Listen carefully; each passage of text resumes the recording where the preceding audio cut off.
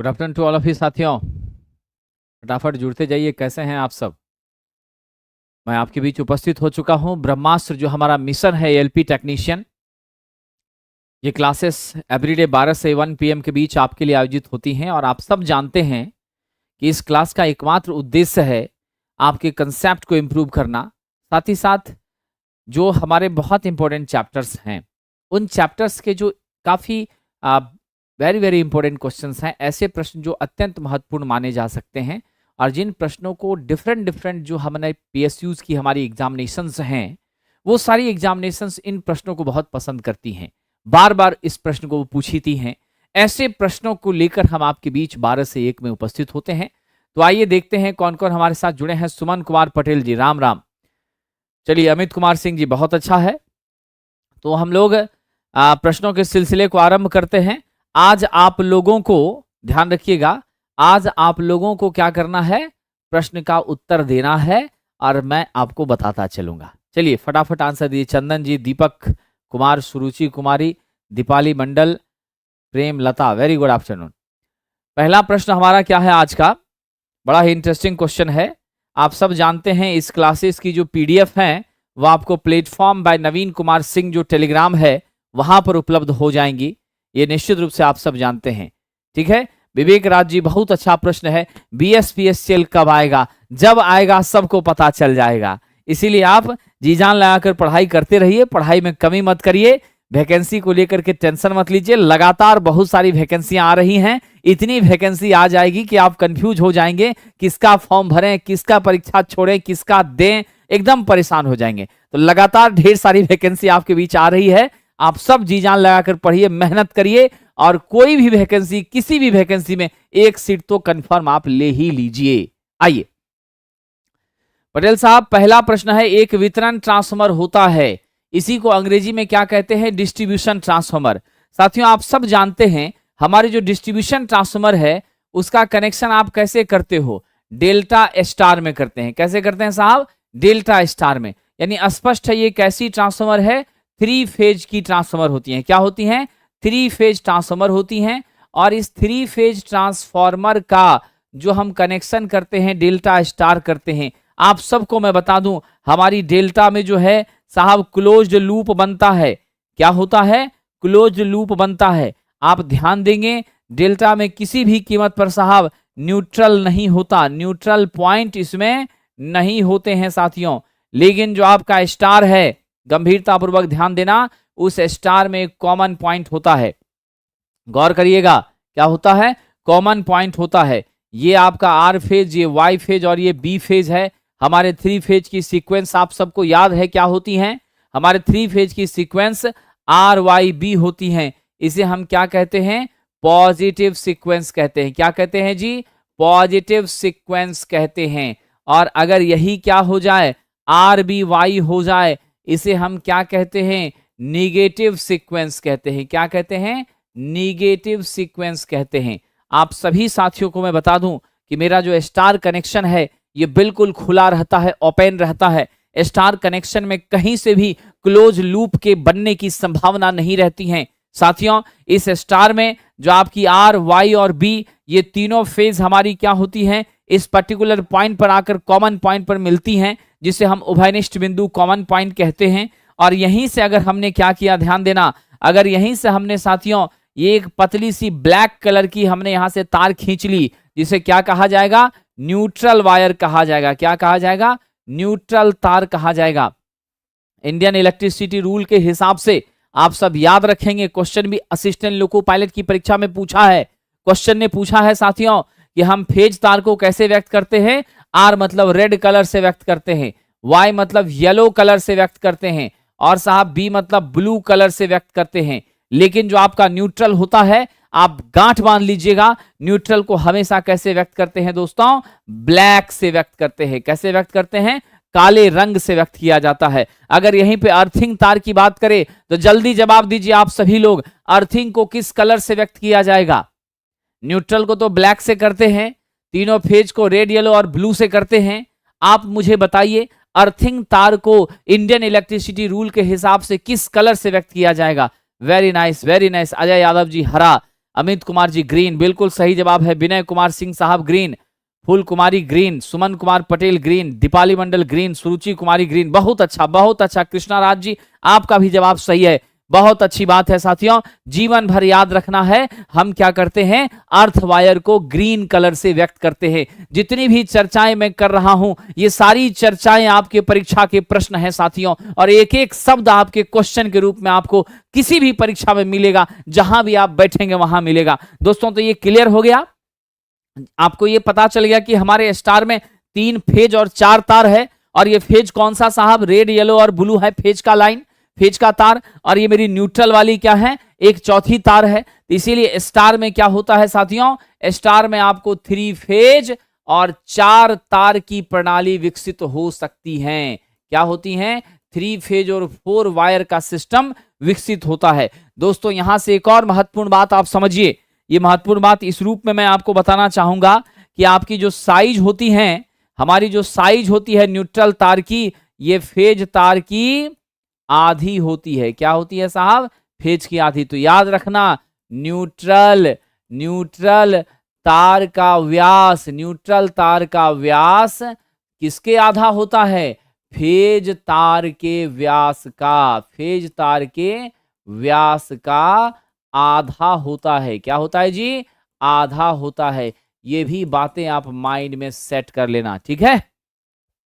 और दूसरी बात यहां से एक और समझ लीजिए, आपके न्यूट्रल से होकर जाने वाली करंट का मान 0 होगा। अगर आपकी सर्किट बैलेंस है साथियों, अगर सर्किट बैलेंस है तो गांठ बांध लेना, न्यूट्रल से होकर जाने वाली करंट का मान क्या होगा, 0 होगा। आप हमेशा याद रखिएगा, अगर आपकी सर्किट बैलेंस है, अगर आपका 3 फेज सिस्टम बैलेंस है, तो न्यूट्रल से होकर जाने वाली करंट IN बराबर IR plus IY plus IB, that must be equal to क्या होगा जी, 0 हो जाएगा। ये क्या हो जाएगा, 0 हो जाएगा। तो RYB तीनों का सम आपस में 0 होगा, इसमें कोई शक नहीं है, ठीक है। इतनी सारी बातें आप समझ गए। अब मैं आपसे ये बताना चाह रहा हूं आपको कि हमारी जो डिस्ट्रीब्यूशन होंगी, तो हम ट्रांसमिशन तो हाई वोल्टेज पे करते हैं साथियों। हाई वोल्टेज पे ट्रांसमिशन करने के फायदे क्या क्या हैं? पहला फायदा है ट्रांसमिशन लॉस कम होता है, दूसरा फायदा है ट्रांसमिशन एफिशिएंसी बढ़ती है, तीसरा फायदा है कंडक्टर का साइज आपको कम होता है, जिससे आपकी कॉस्ट घट जाती है। ये 3 फायदे हमें होते हैं। इसीलिए जनरेशन तो हम करते हैं 11 केवी पर, स्वाभाविक रूप से साहब 22 केवी पर, 33 केवी पर, लेकिन उसको स्टेप अप करके 400 केवी, 765 केवी करके तब हम दूर दराज के क्षेत्रों में भेजने का काम करते हैं। नौजवानों, इस बात को आप महसूस करिए कि हम वोल्टेज को स्टेप अप करके बढ़ा करके ट्रांसमिट करते हैं, लेकिन जब कंज्यूमर को देना होता है तो वहां पर हमें 230 250 वोल्ट का वोल्टेज चाहिए।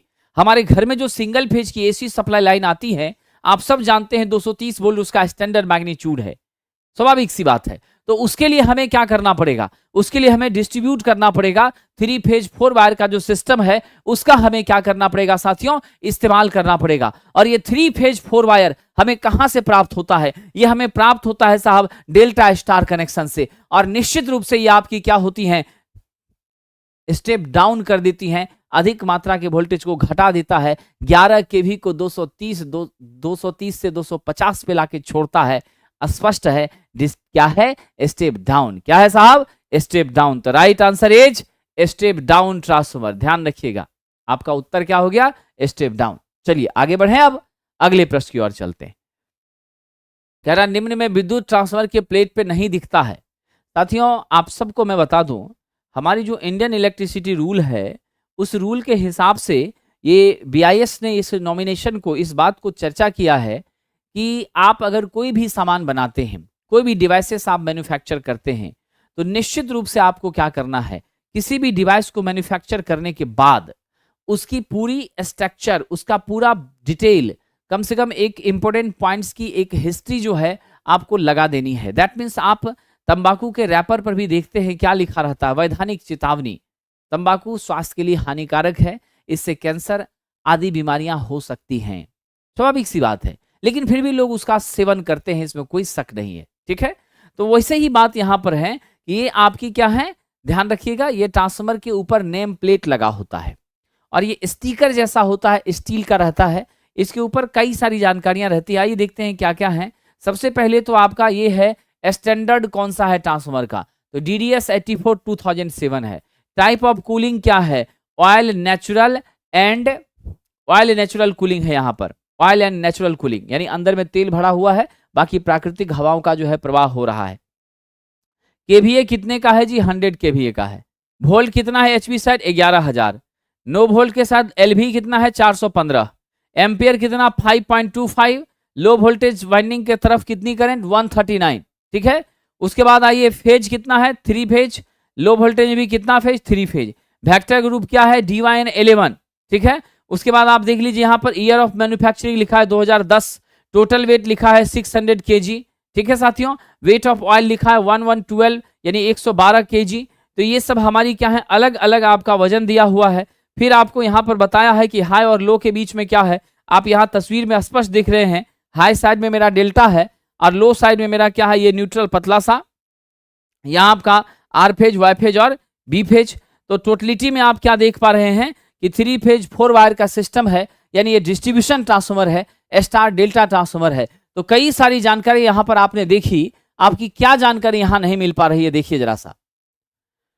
आपको वेक्टर ग्रुप दे दिया गया है, समझ गए। ड्यूटी का स्ट्रक्चर भी बता दिया गया है। इंसुलेशन का क्लास भी दे दिया गया है कि भाई यहाँ पर हमने क्या किया है, तो यहाँ पर हमने इस्तेमाल किया है साहब किस तरह का इंसुलेशन, तो हमने वाई क्लास का इंसुलेशन यहाँ पे इस्तेमाल किया है। ठीक है, अब आपको फ्रेम का साइज जो है ये यहाँ मेंशन नहीं है कि आपके टैंक का क्या साइज है, समझ गए। हमारी टैंक किस आकार की है, कितने साइज की है, वो नहीं बताया गया। ये जरूर बताया गया है कि टैंक में जो ऑयल है वो 112 लीटर तक आ सकता है। ठीक है, तो इससे स्पष्ट होता है दोस्तों, इससे स्पष्ट होता है दोस्तों, right answer is option number D. तो प्लेट पर नहीं दिखता है, तो प्लेट पर कौन नहीं दिखता है, डी नहीं दिखता है। आंसर आपका क्या हो जाएगा, डी। आंसर क्या हो जाएगा, D. Right answer is option number D. जो नहीं दिखता है वो कौन सा नहीं दिखता है, फ्रेम का size. So option number D is correct. चलिए, बहुत अच्छी बात है, कई लोगों ने सही जवाब दिया है। अगले प्रश्न की ओर बढ़ते हैं हम लोग। ठीक है, आइए अगला प्रश्न। ट्रांसफार्मर में अधिकतम एफिशिएंसी के लिए क्या होना चाहिए। मैंने आपको पिछले दिन भी शायद चर्चा किया था। ये प्रश्न देखिए कितना इंपॉर्टेंट है। बिहार स्टेट पावर होल्डिंग में भी पूछा है, यूपी पीसीएल में भी पूछा है, इसरो में भी पूछा है, लखनऊ मेट्रो रेल कॉर्पोरेशन में भी पूछा है। ये चारों जगह ये प्रश्न घुमा है। साथियों, आप सबको मैंने कल कहा था, दुनिया में किसी चीज की इफिशियंसी आउटपुट बटा क्या होती है, इनपुट होती है। और हम इनपुट को क्या लिख सकते हैं, output by output plus losses हम लिख सकते हैं कि नहीं लिख सकते हैं, बिल्कुल लिख सकते हैं। यहां से आप क्या देख रहे हैं, आपकी इफिशियंसी इन्वर्सली प्रोपोर्शनल किसके हो रही है, लॉसेस के हो रही है। क्या हो रही है, लॉसेस के इन्वर्सली प्रोपोर्शनल हो रही है। मतलब स्पष्ट है, आपकी इफिशियंसी बढ़ेगी अगर करस्पॉन्डिंगली लॉस मेरा क्या होता है, कम होता है। आपकी इफिशियंसी घटेगी अगर करस्पॉन्डिंगली क्या होता है, आपका लॉस बढ़ता है। ध्यान देना, क्या होगी, आपका लॉस बढ़ता है। तो इन सारी बातों से स्पष्ट है कि हम लॉस को अगर कम करेंगे इफिशियंसी बढ़ जाएगी। मेरे ट्रांसफार्मर का दो मुख्य लॉस क्या है, आयरन लॉस है और आपका क्या है, कॉपर लॉस है। टोटल पावर लॉस आपकी क्या है, पीआई प्लस पीसीयू। दोस्तों, आप जानते हैं अगर इस लॉस को हम मिनिमाइज करें हमारी इफिशियंसी बढ़ेगी। लेकिन आप सब ये मानते हैं कि कॉपर लॉस कैसी लॉस है, वेरिएबल, और आयरन लॉस कैसी लॉस है, कांस्टेंट, है ना। और ये आपकी कैसी है, वेरिएबल। लोड के चेंज होने से हमारा कॉपर लॉस क्या होता है, परिवर्तित होता है, लेकिन लोड का कोई फर्क आयरन पर नहीं पड़ता है। इन सारी बातों को समझते हुए आपको ये ध्यान देना है, अगर हम आयरन लॉस के बराबर कॉपर लॉस को कर दें तो निश्चित रूप से आपकी इफिशियंसी क्या हो जाएगी, मैक्सिमम हो जाएगी, और हमारा लॉस क्या हो जाएगा, मिनिमम हो जाएगा। तो सही जवाब क्या हो जाएगा जी, कॉपर लॉस 0 के बराबर, गलत। कोर लॉस 0 के बराबर, गलत। समझ गए, कॉपर लॉस आयरन लॉस के बराबर, कॉपर आयरन के बराबर, एकदम परफेक्ट और सही उत्तर है। समझ गए, कॉपर को आयरन के बराबर करना है, आयरन को कॉपर के बिल्कुल नहीं। तो सही उत्तर क्या है, option number C is the right answer dear friend, option number C. ठीक है, चलिए आगे बढ़े। अब आइए अगले प्रश्न की ओर चलते हैं। बहुत अच्छा प्रश्न हमारे बीच है, उस पर चर्चा करते हैं। साथियों, मुझे पूरा विश्वास है अभी तक में मैंने 120 आज की क्लास हो करके मैं 120 प्रश्न ट्रांसफर का आपको करवा चुका रहूंगा। उसके बाद हम लोग अब अगले दिन से चलेंगे किसकी तरफ, डीसी मशीन की तरफ हम लोग आगे बढ़ेंगे। साथ ही साथ हम आपको एक और मदद देना चाहेंगे कि हम सप्ताह के एक दिन, ठीक है, वीक में 1 डे, आई थिंक फ्राइडे को हम बेसिक साइंस और इंजीनियरिंग ड्राइंग के प्रश्न आपके बीच रखेंगे।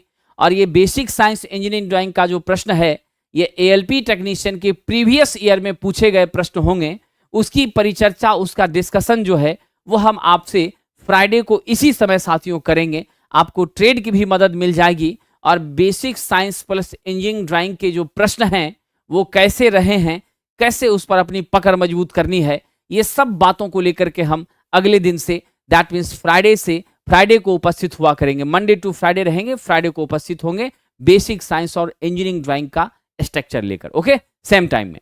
आइए आगे बढ़ते हैं। कह रहा है 100/5, ध्यान देंगे साहब, 100/5 एम्पियर के अनुपात का करंट ट्रांसफॉर्मर है, 5 एम्पियर मीटर से जुड़ा हुआ है, पाठ्यांक 3 एम्पियर बता रहा है, रियल करंट क्या होगी? साहब जी बहुत अच्छा क्वेश्चन है। आइए देखते हैं क्या होता है। यहां पर आप जानते हैं हमारे के का मान क्या हो जाएगा, दिया हुआ है 100/5, तो बिल्कुल हमने लिख दिया, इसका मान 20 निकल गया। साथियों आप सब जानते हैं के बराबर क्या रिलेशन होता है, I1/I2 होता है ना। आपसे कह रहा है रियल हमारी रेटिंग क्या है, दैट मीन्स I1 निकालना है। I1 इक्वल टू आप क्या लिख देंगे, K इंटू I2 लिखेंगे, कोई दिक्कत? K का मान कितना है आपका 20, I2 आपको क्या है 3 एम्पियर, रीडिंग जो हमें मिलेगी लास्टली वही ना मेरी सेकेंडरी करंट होगी। तो हम क्या करेंगे 20 इंटू 3 कर दिया, after that how much 60 ampere. Right answer is option number C विद्यार्थियों, क्या हो जाएगा, option number C is correct.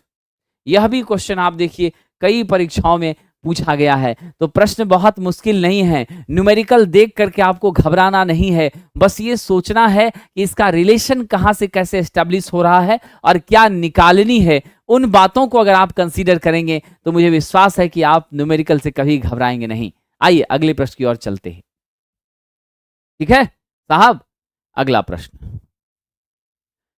दोस्तों, 10 kVA 1100/400 वोल्ट सिंगल फेज का ट्रांसफॉर्मर, सेकेंडरी वाइंडिंग में 110 टर्न है, प्राइमरी के टर्नों की संख्या बताइए। देखो इस तरह का जब भी प्रश्न रहता है वहां केवीए से हमको लेना देना नहीं होता है। यहां पर हमारे पास N2 का मान कितना दे दिया इन्होंने, 100 बता दिया। साहब हमें N1 कैलकुलेट करनी है। बाकी आपको इसने क्या कहा 1100/400, दैट मीन्स हम K का मान क्या मेंशन करेंगे। आप जानते हैं K मेरी नेचुरली क्या होती है, N2/N1 होती है, और यही N2/N1 किसके बराबर होती है, V2/V1 के। यही किसके बराबर, I1/I2 के, और यही किसके बराबर साहब, E2/E1 के बराबर होती हैं। ये रिलेशनशिप आप सभी लोगों को मालूम है, इसमें कोई शक नहीं है।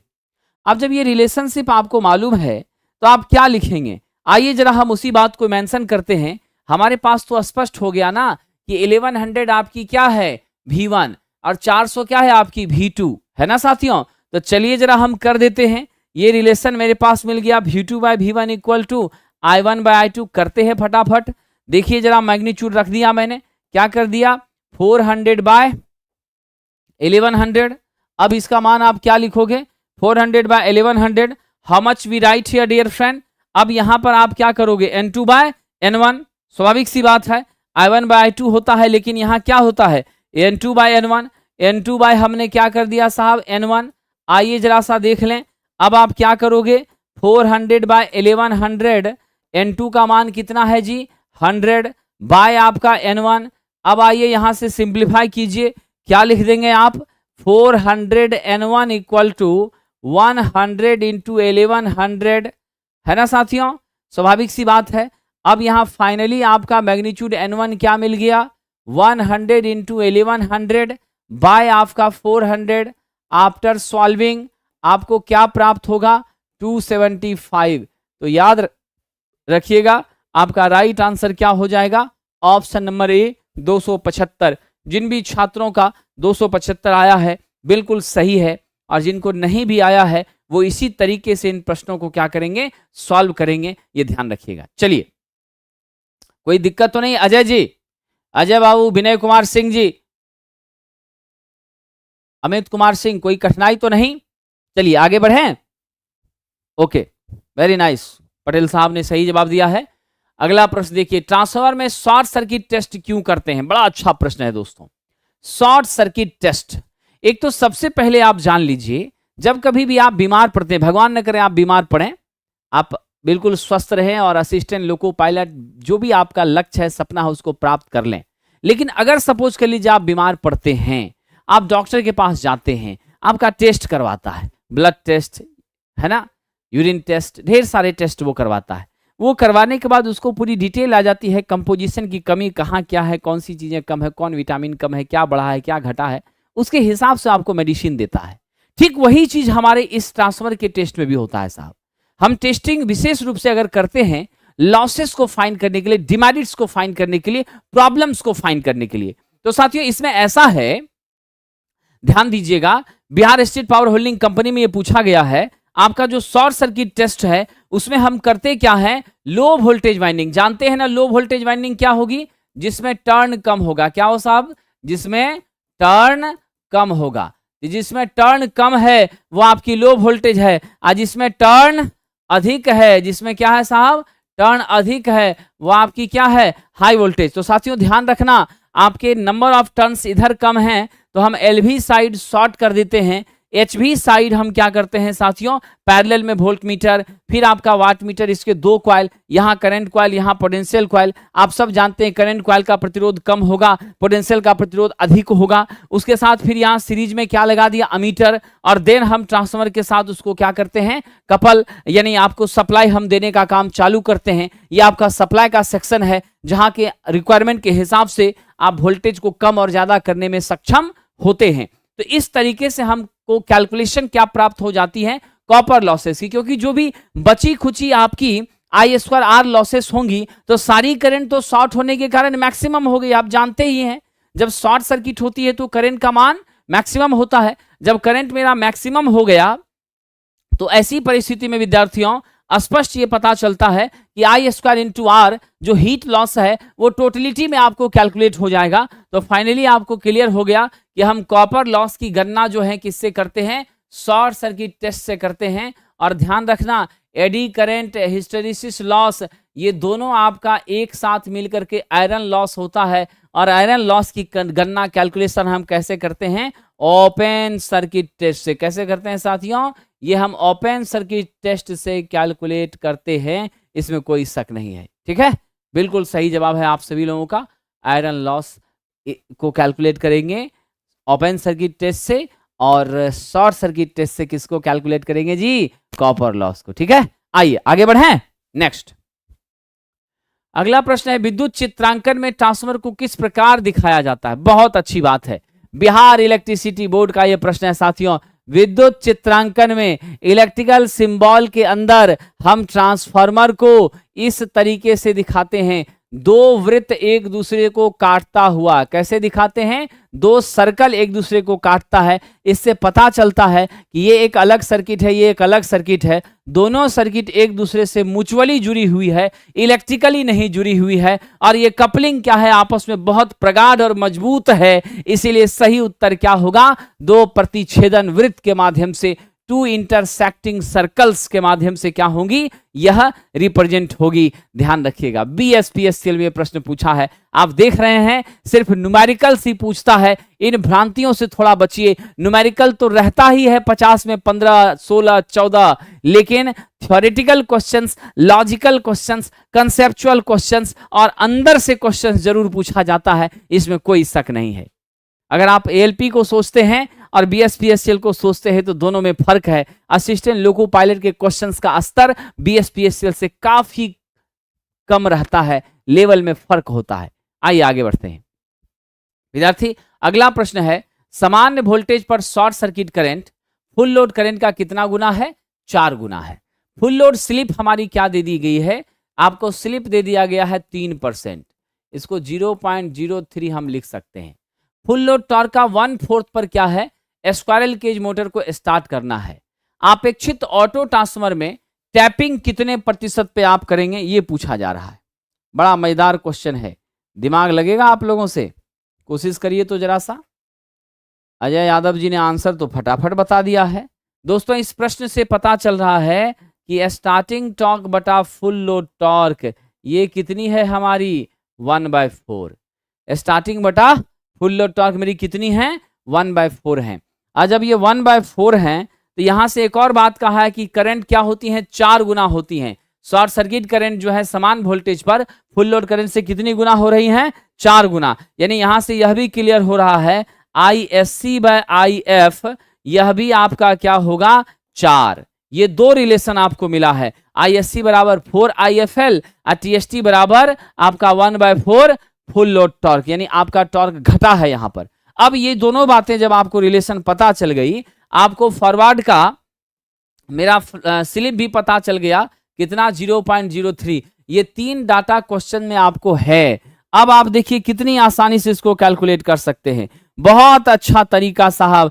क्या रिलेशन होता है दोस्तों मालूम है? रिलेशन होता है TST/TFL इक्वल टू के स्क्वायर। बताइए जल्दी क्या होता है, इक्वल टू के स्क्वायर। ISC/IF का स्क्वायर क्या हो जाएगा, ISC/IFL का होल स्क्वायर। प्लस बताइए साहब क्या होगा, कितने लोगों को फॉर्मूला याद है? प्लस होगा कि गुना होगा? साथियों गुना हो जाएगा आपके स्लिप। क्या हो जाएंगे, गुना स्लिप। इस फॉर्मूले को सभी छात्र कॉपी पर नोट कर लेना, आपके एग्जाम में जरूर पूछा जाएगा। और ऐसा प्रश्न जब पूछता है तो रहता बहुत आसान है, लेकिन कहीं न कहीं आप कंफ्यूज कर जाते हैं। तो TST starting torque bye full load torque बराबर के स्क्वायर इंटू ISC/IFL का स्क्वायर इंटू SF, यानी फुल लोड पर मेरी स्लिप। SF क्या है, फुल लोड पर मेरी स्लिप। तो आइए सभी मान को रखते हैं। हमारे पास TST/TF कितना है, ये आपका 1/4 है। के स्क्वायर हमें मालूम नहीं है। ISC/IFL का स्क्वायर कितना है, तो 4 का स्क्वायर है साथियों, इंटू आपका 0.03 हो गया। अब यहां से आप सिंप्लीफाई करिए, के स्क्वायर का मान बताइए क्या हो जाएगा। यहां से हम के स्क्वायर क्या लिखेंगे, के स्क्वायर करेंगे तो क्या हो जाएगा, 1 सीधा साथियों 1/4 4 का स्क्वायर क्या होगा 16, और 16 इंटू 4 64, 1/64 इंटू 0.03 है ना, 1/64 into 0.03। After that what we get 0.722। 100 से गुना कर दीजिए, क्या मिल गया जी 72.2%। Right answer is option number B. ठीक है साथियों, तो ध्यान देना है, ऐसे प्रश्नों को जब भी आपको सॉल्व करना है तो निश्चित रूप से फॉर्मूले की मदद से करना है। कैसे करना है जी, फॉर्मूले की मदद से करना है। और विथ हेल्प जब आप लेंगे फॉर्मूले का तो आपको बहुत आसान हो जाएगा क्या करना, इसको सॉल्व करना, इसमें कोई शक नहीं है। चलिए आगे बढ़ें, अगले प्रश्न की ओर चलते हैं हम लोग।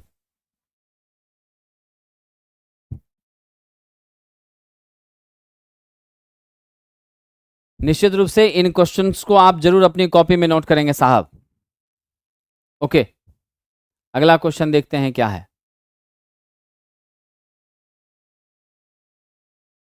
ट्रांसफार्मर कोर के निर्माण के लिए कौन सी सामग्री उपयोग में ली जाती है? अभी तक इतने सारे प्रश्न मैंने करवाए हैं, आप सब जवाब दीजिए। ट्रांसफार्मर के कोर के लिए कैसे पदार्थ का इस्तेमाल करेंगे, which one is the material? साहब निश्चित रूप से हम लोग क्या करेंगे, ट्रांसफार्मर के कोर के लिए इस्तेमाल करेंगे, कोर के निर्माण के लिए, कोर के निर्माण के लिए सिलिकॉन स्टील लेंगे साथियों, क्योंकि सिलिकॉन स्टील क्या है, एक बहुत अच्छी क्वालिटी की मैग्नेटिक मटेरियल है। क्या है ये, एक एक्सेलेंट क्वालिटी की, बढ़िया क्वालिटी की मैग्नेटिक मटेरियल है, ये ध्यान रखिएगा। क्या है ये एक्सेलेंट क्वालिटी की मैग्नेटिक मटेरियल है। और साथियों आप सबको मैं बता दूं, ये जो आपका मैग्नेटिक मटेरियल है ना, ये बहुत अच्छी क्वालिटी की है। और इसका जो है KH यानी आपका हिस्टैरिसीस कोएफिशिएंट भी क्या होता है, कम होता है, समझ गए। साथ ही साथ यह आपका फेरोमैग्नेटिक, क्या है जी, फेरोमैग्नेटिक टाइप का मटेरियल है। कैसा है, फेरोमैग्नेटिक टाइप का यह मटेरियल है, फेरोमैग्नेटिक टाइप का मटेरियल है। उसके बाद आगे अगर बढ़ें तो आप ध्यान रखिएगा, यह जो मेरी सिलिकॉन स्टील होती हैं, इसमें हिस्टेरेसिस लॉस भी क्या होता है, कम होता है। ध्यान रखिएगा, पीएच भी इसमें कम होता है, ठीक है। मैग्नेटाइजेशन की कैपेबिलिटी भी बहुत जबरदस्त होती है। लीकेज भी फ्लक्स का क्या होता है, इससे बहुत कम होता है। लीकेज भी क्या होता है, कम होता है। ये सारी खासियत होने के कारण हम इसका विशेष रूप से क्या करते हैं, इस्तेमाल करते हैं, ठीक है। चलिए, तो right answer is silicon steel. जो देखिए फेरोमैग्नेटिक मटेरियल जो बना होता है, किससे बना होता है, निकल से बना होता है, कोबाल्ट से बना होता है। यही सब आपका अल्निको, ये सब क्या है, आपका फेरोमैग्नेटिक मटेरियल है, ठीक है। निकेल, कोबाल्ट, ये आपकी अच्छी क्वालिटी के चुंबकीय पदार्थ हैं। स्टील है, ये सब आपका क्या होता है, फेरोमैग्नेटिक मटेरियल के अंदर आता है। आप सब जानते हैं इसकी रिलेटिव परमिएबिलिटी क्या होती है, mu R much greater than 1 होती है। यूं समझे तो 100 से लेकर के 1000 के बीच होती हैं। क्या होती हैं, 100 से 1000 के बीच होती हैं, इसमें कोई शक नहीं है। आइए आगे बढ़ें। अगला प्रश्न, निम्न में किस ट्रांसफार्मर में सेकेंडरी वाइंडिंग को हमेशा बंद रखा जाता है। असिस्टेंट लोको पायलट पूछा है साहब, ये कह रहा है किस ट्रांसफार्मर के सेकेंडरी को हमेशा बंद रखना चाहिए। साथियों, हमेशा हम सेकेंडरी को बंद रखते हैं कहां पर, हम बंद रखते हैं करंट ट्रांसफार्मर में। कहां पर बंद रखते हैं, करंट ट्रांसफार्मर में। जानते हैं आप, अगर मेरी क्या हो जाएगी, यहां अगर ओपन हो जाएगी, ध्यान देना, अगर आपकी सेकेंडरी ओपन हो गई तो सेकेंडरी ओपन होगी तो इधर करंट आपका क्या होगा, निश्चित रूप से 0 हो जाएगा। जब हमारा सेकेंडरी का करंट बिल्कुल 0 हो जाएगा, ठीक है, और वोल्टेज आपका यहां क्या हो जाएगा, मैक्सिमम वोल्टेज हो जाएगा। मैक्सिमम वोल्टेज मैक्सिमम जब होगा तो प्राइमरी की तरफ क्या होगी, सडनली करंट में इंप्रूवमेंट होना शुरू हो जाएगा, और वह बढ़ती हुई मात्रा की करंट आपको निश्चित रूप से डैमेज कर देगी, जला देगी उस फ्यू टर्न्स को। इस कारण से ध्यान रखिएगा, इस कारण से आप ध्यान रखिएगा साथियों कि हमारी जो सेकेंडरी ओपन होने के कारण ये प्रॉब्लम आती है, हमारी वोल्टेज जो है मैक्सिमाइज हो जाती है, और हम हमेशा चाहते हैं कि वोल्टेज मेरा क्या हो, यहां पर ज्यादा रहे लेकिन करंट कम हो। और आप सबको पता है कि हम स्टेप अप ट्रांसफार्मर के रूप में किसका प्रयोग करते हैं, सीटी का प्रयोग करते हैं। सीटी आपकी क्या होती है, स्टेप अप, और स्टेप अप होने के कारण आपको फायदा ये होता है दोस्तों कि हमारी V1 I1 equal to V2 I2 होती हैं। स्टेप अप होने से V1 कम है, I1 ज्यादा है, मेरा V2 ज्यादा है, I2 कम है। I2 जब कम होती है तभी तो हम 3 से 5 एम्पियर का अमीटर यूज करके हम सेकेंडरी की करंट कैलकुलेट कर लेते हैं। और जैसे ही सेकेंडरी की करंट कैलकुलेट होती हैं तो तुरंत हमें क्या प्राप्त होता है साहब, तुरंत हम नंबर ऑफ टर्न्स प्राइमरी का हमें मालूम है, नंबर ऑफ टर्न्स सेकेंडरी का हमें मालूम है, N1 N2 जब मालूम है तो बड़ी आसानी से हम प्राइमरी की करंट कैलकुलेट कर लेते हैं। आप क्या करते हैं, ध्यान दीजिएगा, जो रिलेशन है हमारी वो यही है साहब, N2 bye N1 equal to I1 bye I2। आपको क्या क्या पता है, N2 पता है, N1 पता है, I2 पता है। यहां से आप I1 निकालेंगे तो क्या लिखेंगे फॉर्मूला, बहुत आसानी से आप लिखेंगे क्या साहब, आप लिखेंगे N2 I2 अब बाय क्या हो जाएगा, आपका N1 हो जाएगा। इस तरीके से आप मैथमेटिकल अप्रोच के माध्यम से और बड़ी आसानी से आप करंट को कैलकुलेट कर लेते हैं, इसमें कोई शक नहीं है, ठीक है। ध्यान रखिएगा, बिल्कुल सही कहा अमित कुमार सिंह जी आप कि पीटी क्या होता है, पीटी क्या होता है, पीटी होता है पोटेंशियल ट्रांसफार्मर। क्या होता है, पीटी पोटेंशियल ट्रांसफार्मर होता है। इसका इस्तेमाल किस लिए करते हैं, इसका इस्तेमाल वोल्टेज को मेजर करने के लिए करते हैं, हाई वोल्टेज को मापने के लिए करते हैं, इसमें कोई शक नहीं है, ठीक है। तो right answer is which one, option number D. तो साथियों जीवन भर याद रखना, current transformer step up transformer होता है, पोटेंशियल ट्रांसफार्मर आपकी स्टेप डाउन ट्रांसफार्मर होती हैं, और इन दोनों के लिए द्वारा हम हाई वोल्टेज हाई करंट माप सकते हैं बहुत ही छोटा सा अमीटर और बहुत ही कम रेंज के वोल्ट मीटर का इस्तेमाल करके, ठीक है। चलिए साहब, बिल्कुल अच्छा, चंद्रकांत प्रधान साहब प्लेटफॉर्म ऐप में कोर्स लिए हैं, उसमें लाइव क्लास नहीं आ रही है, और एक व्हाट्सएप नंबर दिया गया है, जिस नंबर पर आपको क्या करना है साथियों, अपनी रिसिप्ट मैसेज करनी है, और फिर एक नॉमिनल चार्ज लेकर आपको कोर्सेस वापस एक्टिवेट कर दिया जाएगा। मैं वो नंबर अभी आपको लिखा दे रहा हूं।